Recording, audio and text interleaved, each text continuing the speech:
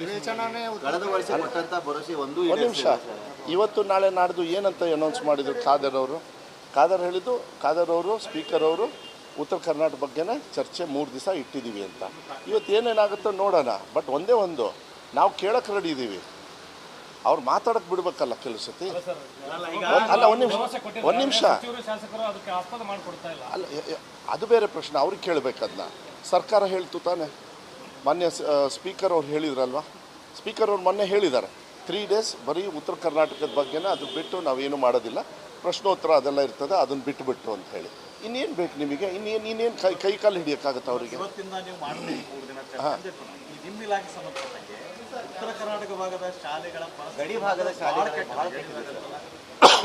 ನೀವು ಹೇಳಿದಷ್ಟಿಲ್ಲ, ಹೇಳ್ತೀನಿ ಕೇಳಿ. ಹೋದ ವರ್ಷಕ್ಕೆ ಈ ವರ್ಷಕ್ಕೆ ಸಮಾಧಾನ ಆಗಿದೆ. ಆದರೆ ಕೆಲವು ವಿಚಾರದಲ್ಲಿ ಹಿಂದಿನ ಸರ್ಕಾರಗಳ ನ್ಯೂನತೆಯನ್ನು ಸರಿ ಮಾಡೋದು ನನಗೆ 1 ವರ್ಷ ಆಗಿದೆ.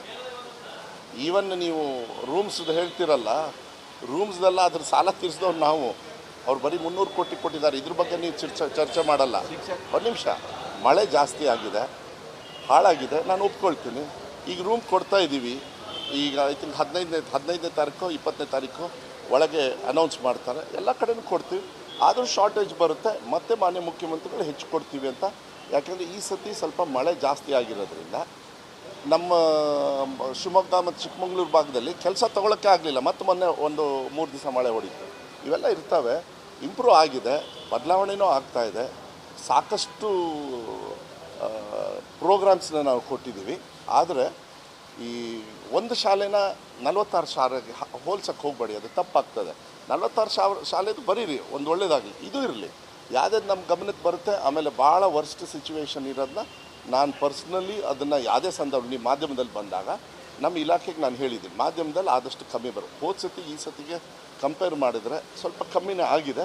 ಬಟ್ ಮಳೆಯಿಂದ ಹಾನಿಯಾಗಿರೋದೊಂದು ಸೆಗ್ರಿಗೇಟ್ ಒಂದು ಬಿಟ್ಟು ಇನ್ನುಳ್ಕಿದ್ದು ನಮ್ಮ ಗಮನಕ್ಕೆ ತಂದಿರ್ತಕ್ಕಂಥದ್ದು ಅದು ಆಗ್ತದೆ, ಏನು ಪರವಾಗಿಲ್ಲ. ಶಿಕ್ಷಕರ ನೇಮಕಾತಿ ಹೋದ ಸತಿ ನೀವು ಕೇಳಿದ್ರಿ, ಇಲ್ಲೇ 13,000 ಶಿಕ್ಷಕರ ನೇಮಕಾತಿ ಮಾಡಿದ್ದೀವಿ ನಾವು ಬಂದಮೇಲೆ. ಇನ್ನೂ ಟೋಟ್ಲ್ 26 ಆಗುತ್ತೆ. ಇನ್ನೂ 13,000 ಈಗಾಗುತ್ತೆ. ಯಾವುದೋ ಏಡೆಡ್ ಶಾಲೆ ಮತ್ತು ಕಲ್ಯಾಣ ಕರ್ನಾಟಕ ಮತ್ತು PUC ಇಷ್ಟನ್ನು ನಾನು ಮಾಡ್ತಾಯಿದ್ದೀನಿ. ಅದೆಲ್ಲ ಪ್ರಕ್ರಿಯೆ ನಡೀತಾ ಇದೆ, ಏನು ತೊಂದರೆ ಏನಿಲ್ಲ. ಕ್ಯಾಬಿನೆಟಲ್ಲಿ ಅಪ್ರೂವಲ್ ಆಯಿತು, ಸ್ಯಾಂಕ್ಷನ್ ಆಯಿತು, ಎಲ್ಲ ಆಯಿತು. ಈಗ ಪ್ರಕ್ರಿಯೆಯನ್ನು ಸ್ಟಾರ್ಟ್ ಮಾಡಿ ನೋಟಿಫಿಕೇಶನ್ ಬೇಗ ಹೊಡಿಸ್ತೀವಿ. ಅದನ್ನೇನು ತೊಂದರೆ ಏನಾಗೋದಿಲ್ಲ. ಒಂದು ನಿಮಿಷ, NGOಗೆ ಮುಂಚೆಯಿಂದನೂ ಪ್ರಾಕ್ಟೀಸ್ ಕೆಲವು ಕಡೆಗೆ ಮಾತ್ರ, ಎಲ್ಲ ಕಡೆ ಅಲ್ಲ. ಇಡೀ ರಾಜ್ಯದಲ್ಲಿ SDMC ಅವರು ಅವರ ನೇತೃತ್ವದಲ್ಲೇ ಶಾಲೆ ಮಟ್ಟದಲ್ಲೇ ಮಾಡಬೇಕು ಅಂತ ಹಿಂದಿನ ಸರ್ಕಾರದವರು ಕೆಲವು NGOಸಿಗೆ ಕೊಟ್ಟಿರ್ತಕ್ಕಂಥದ್ದು ಅದು ಹಾಗೆ ಕಂಟಿನ್ಯೂ ಆಗಿದೆ. ಅವರಿಂದ ಏನಾದ್ರು ತಪ್ಪಾದರೆ ಮಾತ್ರ ನಾವು ಆ್ಯಕ್ಷನ್ ತೊಗೋಬೋದು. ಆ ತಪ್ಪುಗಳು ಏನಾದ್ರು ಇದ್ದರೆ ಹೇಳಿ. ನನಗೆ ಗೊತ್ತಿರೋ ಪ್ರಕಾರ ಬಿಸಿ ಊಟದ್ದು we are standing number 1 and you have to accept it and ಅದು ಹಾಕಿ ಚೆನ್ನಾಗಿ. ಇಲ್ಲ, ಗಡಿ ಶಾಲೆದೆಲ್ಲ ಡೀಟೇಲ್ಸ್ ಎಲ್ಲ ಅಲ್ಲ, ಅದನ್ನೆಲ್ಲ ಅಟೆಂಡ್ ಮಾಡ್ತಾ ಇದ್ದೀವಿ. ನಮ್ಮ ಆಫೀಸರ್ಸ್ ಅವರೇ ಪರ್ಸ್ನಲಾಗಿ ಹೋಗಿದ್ದಾರೆ. ಪರ್ಸ್ನಲ್ ಹೋಗಿ ಅಲ್ಲಿ ಏನೇನು ಸೌಕರ್ಯ ಬೇಕು ಅದು ನನ್ನ ರೆಸ್ಪಾನ್ಸಿಬಿಲಿಟಿ. ನಾವು ಮಾಡ್ತಕ್ಕಂಥದ್ದನ್ನು ನಾವು ಮಾಡ್ತೀವಿ. ನಮ್ಮ ಸೆಕ್ಯೂರಿಟೀಸ್ ಕಮಿಷನರ್ಸ್ನೇ ಕಳಿಸಿದ್ದೀನಿ ನಾನು ಪರ್ಸ್ನಲ್ ಆಗಿ. ವಿಜೇಂದ್ರ ಅವ್ರು ಪ್ಲೇಟ್ ಚೇಂಜ್ ಮಾಡಿಸ್ತಾರೆ, ಅವ್ರು ಓವರ್ ನೈಟ್. ಅವ್ರಿಗೆ ಅಭ್ಯಾಸ ಇದೆ. ಚೋಟ ಸಿಗ್ನೇಚರ್ ಮಾಡಿ ಅವ್ರ ಅಪ್ಪನ ಜೈಲಿಗೆ ಕಳಿಸಿ ಆಡ್ಬಿಟ್ಟು ದುಡ್ಡು ಇರ್ತದಲ್ಲ ಅದ್ರಲ್ಲಿ ಮಾಡ್ತಾರೆ. ಅವ್ರ ಕೆಲಸ ಐತೆ ಅವರಿಗೆ, ಅದು ಅನುಭವ ಇದೆ ಅವರಿಗೆ, ಅದೇನು ಹೊಸದೇನಲ್ಲ. ಅವರೇ ಹೇಳ್ಕೊಂಡಾರಲ್ಲ ಮುಂಚೆ, ನಾನೇ ಹೇಳಿದ್ದ. ಅವ್ರು ಹೇಳಿದ್ದಕ್ಕೆ ತಾನೇ ನಾವು ಹೇಳೋದು. ಓವರ್ ನೈಟ್ ಹಿಂಗಾಗ್ಬಿಡುತ್ತೆ ಅಂತ ಹೇಳಿದರೆ so you have to see. ಇದೆಲ್ಲದು ಏನು ಗೊತ್ತಾ, ಸೂಕ್ತವಾಗಿರ್ತಕ್ಕಂಥ ಇನ್ವೆಸ್ಟಿಗೇಷನ್ಸ್ ಆಗಬೇಕು, ಅವ್ರ ಮೇಲೆ ಆ್ಯಕ್ಷನ್ ತಗೋಬೇಕು. ಯಾರೇ ಆಗಲಿ, ಯಾವುದೇ ಪಕ್ಷದವರಾಗಲಿ, ಯಾವುದೇ ಜನಪ್ರತಿನಿಧಿ. ಯಾಕೆಂದರೆ ಸರ್ಕಾರದ ಹಣಗಳು ಅದನ್ನು ಹೆಂಗೆ ಬೇಕು ಹಂಗೆ ಉಪಯೋಗ ಮಾಡ್ಕೊಳ್ಳೋದು. ಈ ಕೋವಿಡ್ ಟೈಮಲ್ಲಿ ಮಾಡಿದ್ರಲ್ಲ, ಆ ಥರ ಮಾಡೋದಕ್ಕೆ ಯಾವತ್ತೂ ಬಿಡೋದಿಲ್ಲ. ನನಗೆ ಗೊತ್ತಿರೋ ಪ್ರಕಾರ ಸಿದ್ದರಾಮಯ್ಯ ಸರ್ಕಾರ ಯಾವುದೇ ಕಾನೂನು ಬಾಹಿರ ಯಾವುದೇ ಸಂದರ್ಭದಲ್ಲಿ ಯಾವ್ಯಾವಾಗ ಆಗಿದ್ದೂ ಯಾವುದೇ ಸರ್ಕಾರದ್ದು ಅದನ್ನು ಆ್ಯಕ್ಷನ್ ತೊಗೋಬೇಕಂತ ನಾವೆಲ್ಲರೂ ಕೂಡ ಸಹಮತದಿಂದ ಅವರಿಗೆ ನಾನು ಹೇಳಲಿಕ್ಕೆ ಇಷ್ಟಪಡ್ತೀನಿ. ಅದಾಯ್ತಲ್ಲ, ಈಗ ಇನ್ವೆಸ್ಟಿಗೇಷನ್ ಕೊಟ್ಟದ್ದು ಅದು ಅಷ್ಟು ಈಸಿಯಾಗಿ ಬಿಡೋದಿಲ್ಲ. ಅದು ಬಿಡಬಾರ್ದು. ಆ 2 ವರ್ಷದಲ್ಲಿ ಒದ್ದಾಟ ನೋಡಿರ್ತಕ್ಕಂಥದ್ದು ಅದನ್ನು ಮಾಡಬಾರ್ದು, ಬಿಡಬಾರ್ದು. ಸಾವಲ್ಲೂ ದುಡ್ಡು ಹೊಡಿತಾರಂತ ಹೇಳಿದರೆ ಬಿಡಬಾರ್ದು.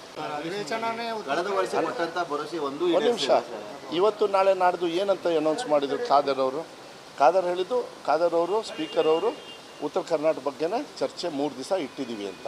ಇವತ್ತು ಏನೇನಾಗುತ್ತೋ ನೋಡೋಣ. ಬಟ್ ಒಂದೇ ಒಂದು, ನಾವು ಕೇಳಕ್ಕೆ ರೆಡಿ ಇದ್ದೀವಿ, ಅವ್ರು ಮಾತಾಡಕ್ಕೆ ಬಿಡ್ಬೇಕಲ್ಲ ಕೆಲವು ಸತಿ. ಅಲ್ಲ ಒಂದು ನಿಮಿಷ ಅಲ್ಲ, ಅದು ಬೇರೆ ಪ್ರಶ್ನೆ, ಅವ್ರಿಗೆ ಕೇಳಬೇಕು. ಅದನ್ನ ಸರ್ಕಾರ ಹೇಳ್ತು ತಾನೆ. ಮೊನ್ನೆ ಸ್ಪೀಕರ್ ಅವ್ರು ಹೇಳಿದ್ರಲ್ವಾ, ಸ್ಪೀಕರ್ ಅವ್ರು ಮೊನ್ನೆ ಹೇಳಿದ್ದಾರೆ 3 days ಬರೀ ಉತ್ತರ ಕರ್ನಾಟಕದ ಬಗ್ಗೆನೇ, ಅದು ಬಿಟ್ಟು ನಾವೇನು ಮಾಡೋದಿಲ್ಲ, ಪ್ರಶ್ನೋತ್ತರ ಅದೆಲ್ಲ ಇರ್ತದೆ, ಅದನ್ನು ಬಿಟ್ಟು ಅಂತ ಹೇಳಿ. ಇನ್ನೇನು ಬೇಕು ನಿಮಗೆ? ಇನ್ನೇನು ಕೈ ಕಾಲು ಹಿಡಿಯೋಕ್ಕಾಗತ್ತೆ ಅವರಿಗೆ?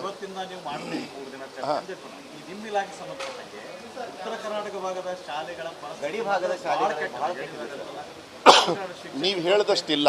ಹೇಳ್ತೀನಿ ಕೇಳಿ. ಹೋದ ವರ್ಷಕ್ಕೆ ಈ ವರ್ಷಕ್ಕೆ ಸಮಾಧಾನ ಆಗಿದೆ. ಆದರೆ ಕೆಲವು ವಿಚಾರದಲ್ಲಿ ಹಿಂದಿನ ಸರ್ಕಾರಗಳ ನ್ಯೂನತೆಯನ್ನು ಸರಿ ಮಾಡೋದು ನನಗೆ 1 ವರ್ಷ ಆಗಿದೆ. ಈವನ್ ನೀವು ರೂಮ್ಸ್ದು ಹೇಳ್ತಿರಲ್ಲ, ರೂಮ್ಸ್ದೆಲ್ಲ ಅದ್ರ ಸಾಲ ತೀರಿಸಿದವ್ರು ನಾವು. ಅವ್ರು ಬರೀ 300 ಕೋಟಿ ಕೊಟ್ಟಿದ್ದಾರೆ. ಇದ್ರ ಬಗ್ಗೆ ನೀವು ಚರ್ಚೆ ಮಾಡಲ್ಲ. ಒಂದು ನಿಮಿಷ, ಮಳೆ ಜಾಸ್ತಿ ಆಗಿದೆ, ಹಾಳಾಗಿದೆ, ನಾನು ಒಪ್ಕೊಳ್ತೀನಿ. ಈಗ ರೂಮ್ ಕೊಡ್ತಾ ಇದ್ದೀವಿ. ಈಗ ಐ ಥಿಂಕ್ 15ನೇ ತಾರೀಕು 20ನೇ ತಾರೀಕು ಒಳಗೆ ಅನೌನ್ಸ್ ಮಾಡ್ತಾರೆ. ಎಲ್ಲ ಕಡೆನೂ ಕೊಡ್ತೀವಿ. ಆದರೂ ಶಾರ್ಟೇಜ್ ಬರುತ್ತೆ, ಮತ್ತೆ ಮಾನ್ಯ ಮುಖ್ಯಮಂತ್ರಿಗಳು ಹೆಚ್ಚು ಕೊಡ್ತೀವಿ ಅಂತ. ಯಾಕೆಂದರೆ ಈ ಸತಿ ಸ್ವಲ್ಪ ಮಳೆ ಜಾಸ್ತಿ ಆಗಿರೋದ್ರಿಂದ ನಮ್ಮ ಶಿವಮೊಗ್ಗ ಮತ್ತು ಚಿಕ್ಕಮಗಳೂರು ಭಾಗದಲ್ಲಿ ಕೆಲಸ ತೊಗೊಳಕ್ಕೆ ಆಗಲಿಲ್ಲ. ಮತ್ತು ಮೊನ್ನೆ 1-3 ದಿವಸ ಮಳೆ ಹೊಡಿತು. ಇವೆಲ್ಲ ಇರ್ತವೆ. ಇಂಪ್ರೂವ್ ಆಗಿದೆ, ಬದಲಾವಣೆಯೂ ಆಗ್ತಾಯಿದೆ. ಸಾಕಷ್ಟು ಪ್ರೋಗ್ರಾಮ್ಸ್ನ ನಾವು ಕೊಟ್ಟಿದ್ದೀವಿ. ಆದರೆ ಈ ಒಂದು ಶಾಲೆನ 46 ಶಾಲೆಗೆ ಹೋಲ್ಸಕ್ಕೆ ಹೋಗಬೇಡಿ, ಅದು ತಪ್ಪಾಗ್ತದೆ. 46 ಶಾಲೆದು ಬರೀರಿ, ಒಂದು ಒಳ್ಳೆಯದಾಗಲಿ. ಇದು ಇರಲಿ, ಯಾವುದೇ ನಮ್ಮ ಗಮನಕ್ಕೆ ಬರುತ್ತೆ. ಆಮೇಲೆ ಭಾಳ ವರ್ಸ್ಟ್ ಸಿಚುವೇಶನ್ ಇರೋದನ್ನ ನಾನು ಪರ್ಸ್ನಲಿ ಅದನ್ನು ಯಾವುದೇ ಸಂದರ್ಭ ನೀವು ಮಾಧ್ಯಮದಲ್ಲಿ ಬಂದಾಗ ನಮ್ಮ ಇಲಾಖೆಗೆ ನಾನು ಹೇಳಿದ್ದೀನಿ, ಮಾಧ್ಯಮದಲ್ಲಿ ಆದಷ್ಟು ಕಮ್ಮಿ ಬರುತ್ತೆ. ಹೋದ ಸತಿ ಈ ಸತಿಗೆ ಕಂಪೇರ್ ಮಾಡಿದರೆ ಸ್ವಲ್ಪ ಕಮ್ಮಿನೇ ಆಗಿದೆ. ಬಟ್ ಮಳೆಯಿಂದ ಹಾನಿಯಾಗಿರೋದೊಂದು ಸೆಗ್ರಿಗೇಟ್ ಒಂದು ಬಿಟ್ಟು ಇನ್ನುಳ್ಕಿದ್ದು ನಮ್ಮ ಗಮನಕ್ಕೆ ತಂದಿರ್ತಕ್ಕಂಥದ್ದು ಅದು ಆಗ್ತದೆ, ಏನು ಪರವಾಗಿಲ್ಲ. ಶಿಕ್ಷಕರ ನೇಮಕಾತಿ ಹೋದ ಸತಿ ನೀವು ಕೇಳಿದ್ರಿ, ಇಲ್ಲೇ 13,000 ಶಿಕ್ಷಕರ ನೇಮಕಾತಿ ಮಾಡಿದ್ದೀವಿ ನಾವು ಬಂದಮೇಲೆ. ಇನ್ನೂ ಟೋಟ್ಲ್ 26 ಆಗುತ್ತೆ. ಇನ್ನೂ 13,000 ಈಗಾಗುತ್ತೆ. ಯಾವುದೋ ಏಡೆಡ್ ಶಾಲೆ ಮತ್ತು ಕಲ್ಯಾಣ ಕರ್ನಾಟಕ ಮತ್ತು PUC ಇಷ್ಟನ್ನು ನಾನು ಮಾಡ್ತಾಯಿದ್ದೀನಿ. ಅದೆಲ್ಲ ಪ್ರಕ್ರಿಯೆ ನಡೀತಾ ಇದೆ, ಏನು ತೊಂದರೆ ಏನಿಲ್ಲ. ಕ್ಯಾಬಿನೆಟಲ್ಲಿ ಅಪ್ರೂವಲ್ ಆಯಿತು, ಸ್ಯಾಂಕ್ಷನ್ ಆಯಿತು, ಎಲ್ಲ ಆಯಿತು. ಈಗ ಪ್ರಕ್ರಿಯೆಯನ್ನು ಸ್ಟಾರ್ಟ್ ಮಾಡಿ ನೋಟಿಫಿಕೇಶನ್ ಬೇಗ ಹೊಡಿಸ್ತೀವಿ. ಅದನ್ನೇನು ತೊಂದರೆ ಏನಾಗೋದಿಲ್ಲ.